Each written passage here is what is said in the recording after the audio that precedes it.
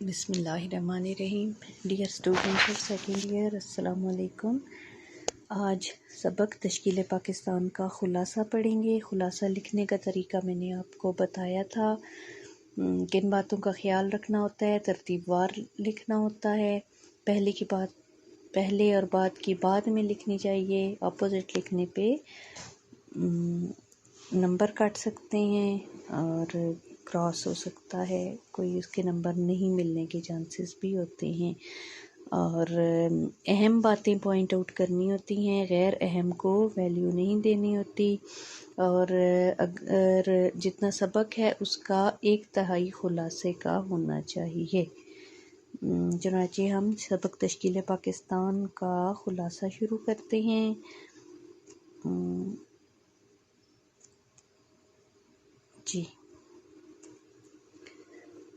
سبق تشکیل پاکستان کا خلاصہ: ہندوستان میں اسلامی حکومت اگرچہ کہنے کو اورنگزیب عالمگیر کی وفات کے 150 سال بعد تک قائم رہی، دراصل حکومت اور امراء دونوں کی طاقت اور سطوت 18ویں صدی کے وسط تک ختم ہو چکی تھی۔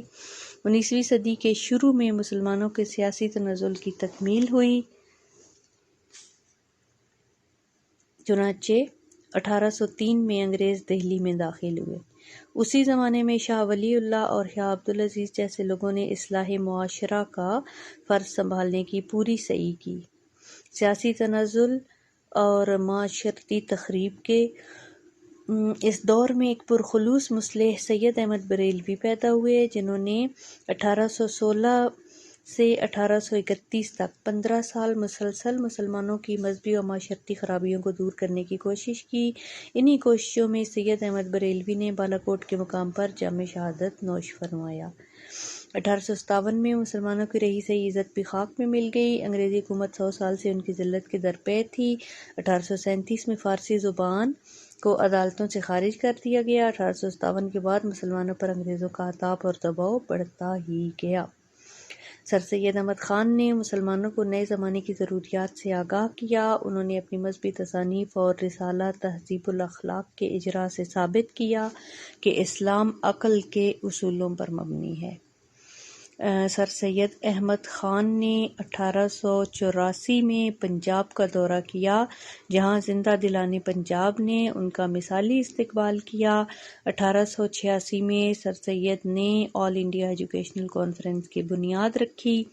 1867 میں بنارس میں اردو ہندی تنازع شروع ہوا۔ یہ پہلا موقع تھا جب سر سید کو یقین ہو گیا تھا کہ اب ہندو اور مسلمانوں کا بطور ایک قوم کے ساتھ چلنا محال ہے۔ اگلے صفحے پہ 1885 میں آل انڈیا نیشنل کانگریس کی بنیاد رکھی گئی۔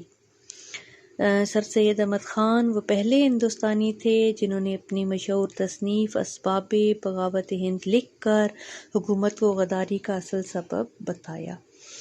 1878 میں وہ کونسل کے ممبر نامزد ہوئے، جبکہ 1898 میں جب سر سید احمد خان کا انتقال ہوا تو ان کی قوم اپنے خواب گراں سے بیدار ہو چکی تھی۔ سر سید احمد خان کے بعد ان کے رفقا نے ان کے شاندار کام کو جاری رکھا۔ محسن الملک، وقار الملک، الطاف حسین حالی اور ڈپٹی نذیر احمد وغیرہ نے سیاسی اور ادبی خدمات سر انجام دیں۔ محسن الملک نے علی گڑھ کالج کو ترقی دی۔ ان کے بھائی وقار الملک نے مسلم لیگ کو بنیاد فراہم کی۔ حالی نے مسدس سے مد و جزر اسلام لکھ کر مسلمانوں میں انقلاب کی لہر دوڑا دی۔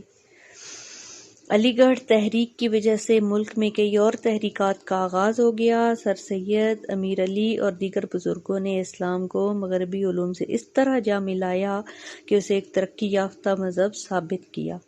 علامہ شبلی نعمانی نے لکھنؤ میں ندوۃ العلماء قائم کیا۔ علماء دیوبند نے دیوبند مدرسے کی بنیاد رکھ کر قدیم اسلامی علوم کے چراغ روشن کیے۔ علامہ اقبال نے آ کر اسلامی و مغربی علوم کے غیر مطالعے کے بعد اپنا خاص اسلامی فلسفہ قوم کے سامنے پیش کیا، جس کا مقصد کامل ترین انسان کی انفرادی و اجتماعی نشو و نما ہے۔ اقبال کا خیال ہے کہ انسان اطاعت، ضبط نفس اور نیابت الہی کی 3 منزلیں طے کرتا ہوا خودی کی انتہائی بلندی پر پہنچ سکتا ہے۔ علی گڑھ کالج ترقی کرتا ہوا 1920 میں یونیورسٹی کا درجہ اختیار کر جاتا ہے۔